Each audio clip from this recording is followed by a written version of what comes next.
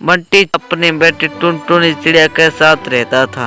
वह अपनी बेटी टुनटुनी चिड़िया का हर जन्मदिन बहुत ही धूमधाम से मनाता था। टुनटुनी चिड़िया 14 साल की हो गई थी और उसका 15वां जन्मदिन जल्दी आने वाला था। जन्मदिन के 2 दिन पहले टुनटुनी चिड़िया अपने पिता के पास जाकर कहती है, पापा आप क्या कर रहे हैं?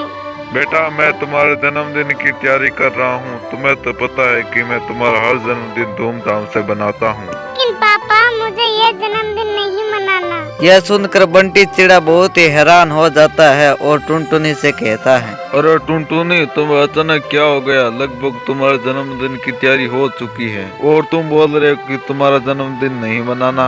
ऐसा क्यों बेटा? मुझसे कोई गलती हो गई है क्या? नहीं पापा आपसे कोई गलती नहीं हुई है। तो फिर क्या मुझसे नाराज हो क्या बेटी?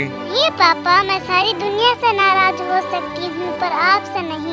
नहीं पापा आप तो मेरी जिंदगी है। मैं आपको माँ से भी ज्यादा प्यार करती हूँ। मैं जाकर सो रही हूँ अब। टुनटुनी के जाने के बाद बंटी कबूतर सोचता है, टुनटुनी को कुछ तो हुआ है वरना वह अपना जन्मदिन मनाने के लिए मना नहीं करती। उसके चेहरे को देखकर तो ऐसा लग रहा था कि उसके मन में कुछ चल रहा है। खैर अभी तो वह कुछ भी नहीं बताएगी। जन्मदिन के शाम को टुनटुनी चिड़िया की माँ टुनी चिड़िया टुनटुनी के पास आती है। बेटा तुम्हें क्या हुआ है? तुम जन्मदिन क्यों नहीं मना रही हो? मैंने कहा ना मुझे अपना जन्मदिन नहीं मनाना। मुझे कुछ नहीं हुआ है। तुम जाओ अब मुझे सोने दो। चलो ठीक है तुम मुझे मत बता। तुम अपनी मन की बात मुझे बता देती तो तुम्हारा मन हल्का हो जाता। हाँ तुम जाओ यहाँ से मुझे सोने दो। टुनी के जाने के बाद बंटी वहाँ पर आता है और रोने लग जाता है।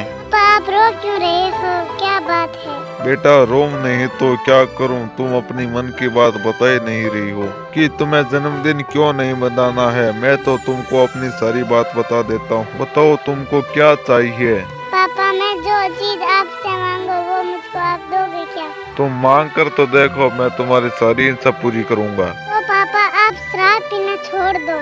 मैं कसम खाता हूँ कि मैं शराब को हाथ नहीं लगाऊंगा। चलो अब तुम फटाफट तैयार हो जाओ। फिर टुनटुनी चिड़िया तैयार होकर हॉल में आती है और अपना जन्मदिन मनाती है और इसी तरह से 5 साल गुजर जाते हैं। बंटी टुनटुनी चिड़िया की एक अच्छे घर में शादी कर देता है और विदाई के समय, मैं नए घर में कैसे रहूंगी? मैं आपके बिना नहीं रह सकती। क्यों बेटियों की विदाई होती है और वो क्यों ससुराल चली जाती है? बेटा यही दुनिया की रीत है। एक न एक दिन बेटियों को तो ससुराल जाना ही पड़ता है। रो मत बेटा, तेरा मेकअप खराब हो जाएगा। तेरा माता पिता का साथ इतनी दूर था। बेटा मोंटू तुम मेरी बेटी को बहुत ही ध्यान से रखना। मैंने बहुत ही मेहनत से पाला है इसको। इससे कोई भूल चूक से भी गलती हो जाए ना, इसको माफ कर देना। मैंने मेरी बेटी को बहुत कुछ सिखाया है। माँ जी अब आप इनकी चिंता छोड़ दीजिए। अगर इनसे कोई गलती होगी तो मैं नजरअंदाज कर दूंगा। तभी मोंटू का दोस्त कालू कहता है, अरे भाई जल्दी से विदाई करके चलो ना, मुझको बहुत भूख लगी है। रात उतना खाना टेस्टी नहीं था यार।